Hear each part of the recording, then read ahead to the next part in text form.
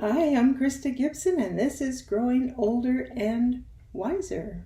So, I was having a conversation with some friends the other day, and I won't go into any detail, but some of my friends are facing some physical issues, and they're dealing with doctors and pharmacies and providers and all, that whole medical establishment thing.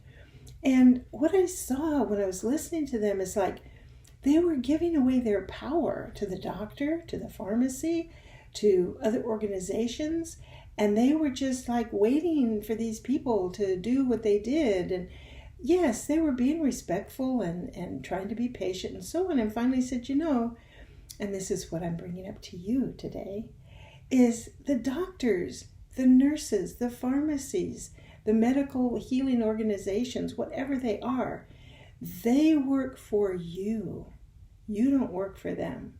When you go to the doctor, you're the boss.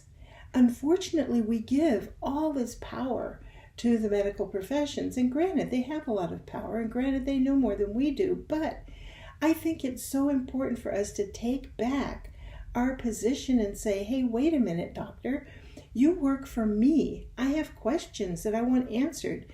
Don't just give me some fluff thing or tell me to go read something.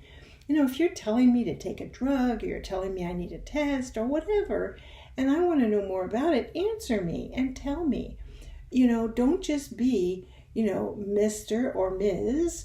Smarty Pants, because that's what happens. And, I have known medical students. I understand the way that they are treated, the way that they're brought up, and part of the treatment is, they end up at the end of that really having a pretty big ego. And the truth is, to do a lot of the work they do, especially surgeons and people like that, they need to have a really strong ego. But the money that they put into their pocket, the houses they buy, the cars they buy, putting their kids into school, all of that money is because of us. Yes, it may come from the insurance company. Some of it comes from our own income. But they get no money unless it's from us in one way or the other. Because of that, we are the boss in the situation. So my position with this person was go in there and be kind, be respectful, but be forceful. And, don't just wait for a call back. If they say they're going to call you back in 24 hours and they haven't called, call them again. Don't sit there and wait. Because truth is, they get busy doing other things. You're the least of their concerns. Whether, again, it's a pharmacy or a doctor, what's most important to them is whoever's right in front of them, and it isn't you. So don't be afraid to reach out. Don't be afraid to stand up for yourself. Don't be afraid to advocate for yourself. And if you do have trouble with that, get somebody to help you. Get somebody to go with you, or get somebody to help on the phone call or the Zoom call, whatever it is. Because it's you. It's your life. And especially as we age, things happen to our bodies that didn't happen before. We start having experiences we didn't have before. We have questions we don't always understand. And the medical profession, their job is just kind of get you in, out, give you something, and on they go to the next person, because they are being monitored by how much time they spend with each client, making their notes in their computers, on and on. So if you want their attention, you've got to grab it.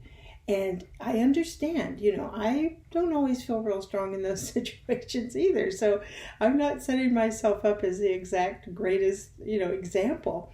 However, I do my best, to stand on my own 2 feet, be respectful, ask questions. And sometimes I don't always do what they want me to do. And I respectfully tell them why not. You can do that. You are the boss, not them. That's my message to you this week, is to really spend some time looking at your life, looking at the ways you interact with medical or care professionals of whatever type, pharmacies, massage people, whatever. And make sure that although you want to be kind and you want to be respectful and you want to acknowledge that they have been trained and they know more than you do, what's also true is they work for you. And you have a right to ask questions. You have a right to say no. You have a right to ask for other opinions. You have many rights. don't forget that when you're in there. Put your shoulders back, stand tall, and say, you work for me. You don't say it out loud. That might be a problem. But you can say it in your mind when you look at them. It'll help you stand up taller. Just saying, you work for me. All right. There's my thoughts for you this week about how to grow older and wiser.